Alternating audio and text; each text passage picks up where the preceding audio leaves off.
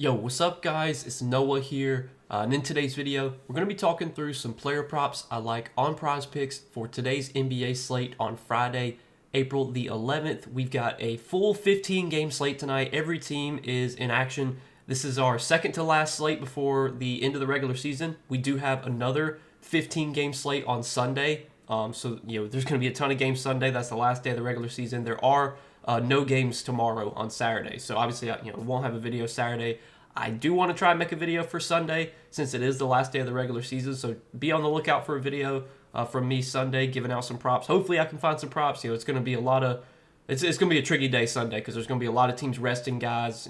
Books aren't the sites aren't really going to put up props for certain players, certain teams, so it's real tricky, but we'll try and find some plays on Sunday, and obviously we're going to talk about some plays I like for today on Friday. 15-game slate, got 3 early plays I like for today. Taking a first look at the board Friday morning, we're going to break down these plays. We're going to talk about why I like them. Now, before we do get started, guys, as always, if you enjoy these Prizepicks videos, if they do help you out, just hit that like button for me. That's all that I ask. Hit that subscribe button as well. And if you guys are new to the channel, and if you are new to Prizepicks, if you don't have an account on Prizepicks, go sign up and use that promo code NOAH when you sign up for Prizepicks with my promo code and place your first $5 lineup. You're going to get $50 in promo funds instantly added to your account. So make sure to check out Prizepicks if you have not yet. And I do want to give a quick shout out to Sleeper because we do have a partnership with Sleeper as well. You guys can go sign up for Sleeper. Use promo code NOAH over there. And when you play $5, you're going to get $55 worth of free lineups. So this is another promotion that Sleeper's doing for new users. It's a way to build up your bankroll, get those $55 worth of free lineups. Use those free lineups to hopefully win some money. Any money you win is credit, so you can either play that money or you can withdraw that money. But if you guys have ever wanted to try out Sleeper, I recommend doing so. They do a lot of promotions, a lot of discounts throughout the week. They'll do discount on props, they'll do multiplier payout boost, they'll do protected plays. Like, they're doing all kind of promotions all throughout the week. It's a really good site to use if you're someone that's like a low stakes player. Like, if you only play a couple dollars a day, you obviously probably should be playing on Sleeper because you can use those discounts pretty much every day. You're not going to obviously reach like the dollar limit if you're only playing a couple dollars a day, because I think usually the discounts, it's like a $10 limit. So if you only play like $5 a day or something, you could be playing those discounts every day on Sleeper. So go try out Sleeper, guys, and again, use that promo code NOAH when you do sign up. But we got some player props to talk about for Friday. Now, I do want to recap our plays from Thursday's video before we talk through today's plays. So Thursday was a very frustrating day, man. We went 0 for 2. Both plays that we gave out lost by the hook. We took Miles McBride over 14.5 PR, and he finished with 14, so that lost by 0.5. And then we took Reese Beekman over 4.5 assists. He had 4 assists. That lost by 0.5.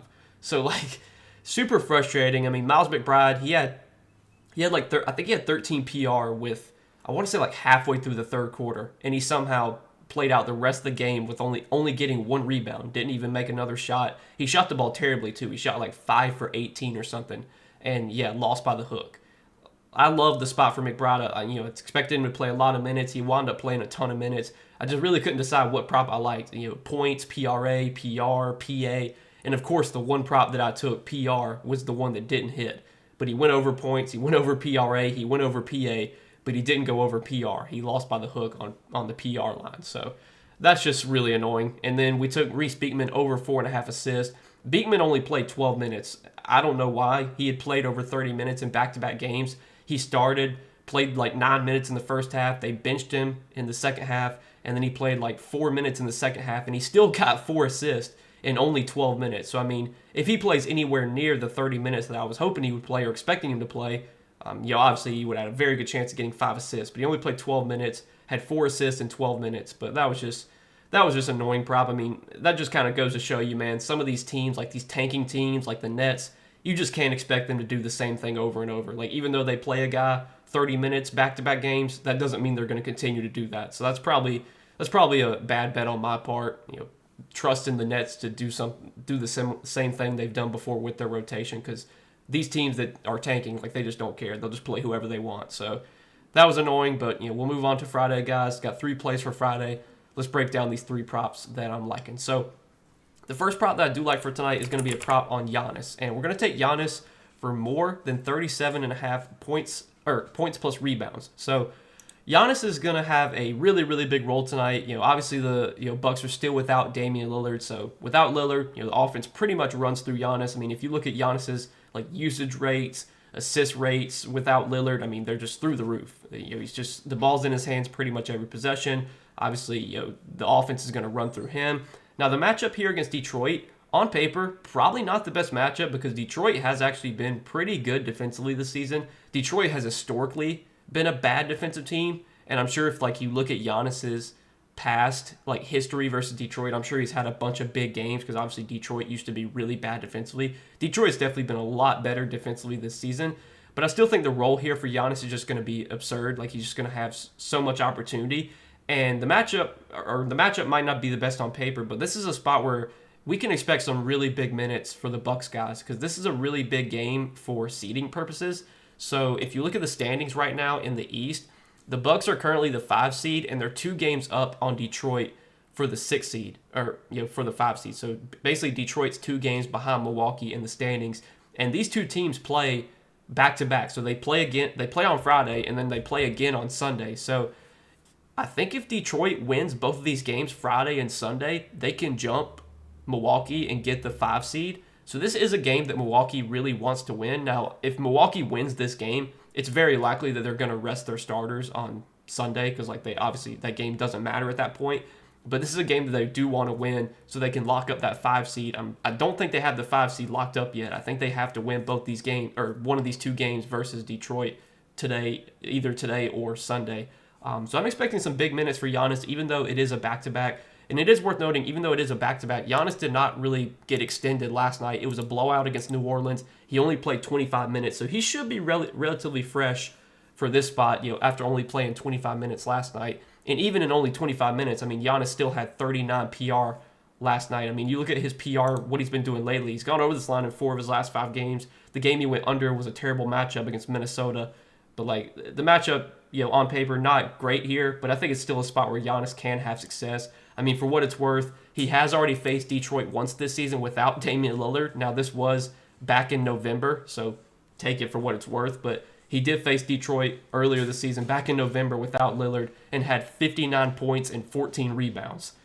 Am I expecting 59 points and 14 rebounds from Giannis tonight? Obviously not. But if he's going to play like 35, 36 minutes, which he probably will in a big game like this, I think we can get 38 PR from him. He's played this season without Lillard. He's gone over this line a good amount of his games without Lillard this season. Let me see. I'm going to take a look at this just to confirm. I think he's over in over half his games. So he's played 1, 2, 3, 4, 5, 6, 7, 8, 9, 10, 11, 12, 13, 14, 15. So he's played 15 games without Lillard this season. He is over this PR line in 10 out of 15. So, I mean, good percentage of his games without Lillard, he's been able to get 38 PR. The games he went under, he had 37, 36, 35, 27, 24. I mean, one of the games he went under against Charlotte, he only played 33 minutes. He had 37 PR. He played 38 minutes against Milwaukee, had 36. But then he did go under against the Lakers, but only played 29 minutes. He went under against Washington and only played 19 minutes. So, I mean, 2 of the games he went under, he only played 29 minutes and 19 minutes. Obviously, things would need to go really bad for Giannis to only play like 19 minutes or 29 minutes today. I'm expecting like 35, 36 minutes here in a game that the Bucks do want to win and they kind of need to win. So I like that as our first prop for today. Next prop we're going to take a look at is going to be a prop on Josh Giddey. So we're going to take Josh Giddey for more than 9 assists. Now, Josh Giddey this season, you look at his assist numbers in terms of like his assists per game. I think he's only averaging like 7 or 8 assists per game. He's averaging 7.2 assists per game. But it's hard to really look at Giddey's season-long stats because his role now compared to what it was like earlier in the season is just not the same. He's playing way more minutes now. He's got, Billy Donovan trusts him. He's been playing like almost 40 minutes a night. Their last 3 games, 39 minutes, 34 minutes, 40 minutes.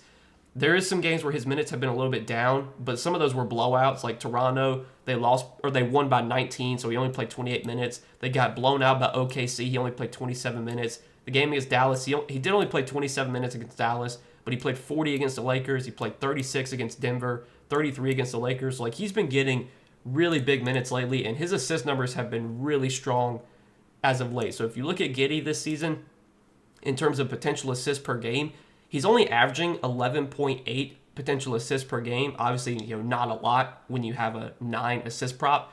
However, if you look at his last 10 games, he's averaging 17.1 potential assists per game. That's double the next guy. The next guy that's in terms of potential assists per game is Kobe White, and he's averaging 8 potential assists per game over the last 10 games. So like Giddey is clearly doing all the ball handling when he's on the floor, doing a lot of facilitating, over 17 potential assists their last 10 games. And this is a great matchup against the Wizards. This is a spot where Giddey should be able to rack up a bunch of assists because the Wizards, they're one of the worst defensive teams in the league. They play at a fast pace.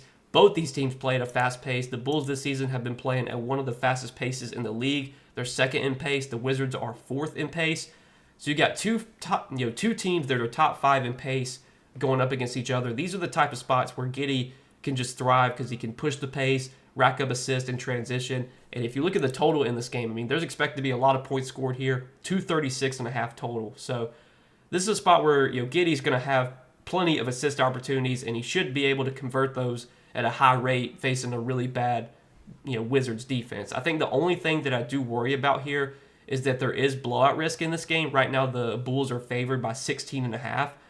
However, this is a game that the Bulls need to win. The Bulls are another team. They're fighting for playoff position right now. They're fighting for seeding. The Bulls are currently the 9 seed in the East, but they're only 1 game up on the Heat, and they're only 1 game back of the Hawks. So, if the Hawks lose today, or, if they lose today and Sunday and the Bulls win, the Bulls could potentially jump up to the 8 seed. So, the Bulls still need to win games if they want to keep that 9 seed. It's important to have the 9 seed versus the 10 seed because if you have the 9 seed, that means you get to play at home in the play-in tournament game. So I think the Bulls, they're going to push their guys pretty big minutes here as long as the game's relatively competitive. Even if the Bulls are up by if they're up by 20 going into the fourth quarter, they're probably still going to have their starters out there. They're not really going to pull their starters until probably the final 4 or 5 minutes if it's a big-time blowout. So I still expect Giddey to play 32 to 34 minutes here, even in a blowout. If the game's competitive, he could play 36, 37, 38 minutes. He played 40 minutes last game against the Heat, and that was a game that they really needed to win. So I think we're going to get some big minutes from Josh Giddey like we have been lately, and I love his potential to rack up assists in a spot facing a really bad defense and a team that just will give up a lot of assists. I think the Wizards are top 5 in assists allowed per game this season. So we're going to roll with that as our second prop for today, and then the last prop that I like is going to be on Keon Ellis. So I don't think I've ever taken a steals or blocks prop ever, just because they're so tough to predict, steals and blocks. Even Victor Wembanyama, you can bet on him to get whatever. Let's say his blocks line is 3.5, which is really high for most players. You can bet on him to get 4 blocks and he'll get 1. It's just a tough stat type to predict because steals and blocks are just kind of like a fluke stat. But there are certain guys that do rack up steals, rack up blocks when they're on the floor. And Keon Ellis is one of these guys that is a high steals guy. He's a guy that when he gets minutes, he can rack up steals and blocks. And I like him for more than 1.5 steals today. So if we look at what Keon Ellis has done his last few games, for what it's worth, he's over this line in 3 of his last 5. But what really stands out for Keon Ellis right now is that he's just playing a lot of minutes because the Kings don't have Malik Monk right now. Obviously, they don't have De'Aaron Fox either. He's no longer on the team. But without Malik Monk, we have seen Keon Ellis play bigger minutes. And if you look at their last 2 games without Monk, 37 minutes, 33 minutes. So he's been getting really big minutes lately, and they're going to need him for this matchup against the Clippers. They're going to want him out there to guard James Harden. And if Keon Ellis is guarding James Harden, we know James Harden is a player that will turn the ball over. I think Harden this season, he's averaging over 4 turnovers per game. Yeah, he's averaging 4.3 turnovers per game. So I think this is a spot where Keon Ellis can definitely rack up some steals, especially if he gets to guard James Harden. But even if you just look at Keon Ellis this season, when he's played over 30 minutes, he's been able to get at least 2 steals in 15 out of those 21 games. So when he's just on the floor, he's going to be able to get steals because he's just one of those guys that's always, trying to, poke balls out of the player's hands. He's got one of those guys that's super active. He's always just looking to reach in and, get those steals.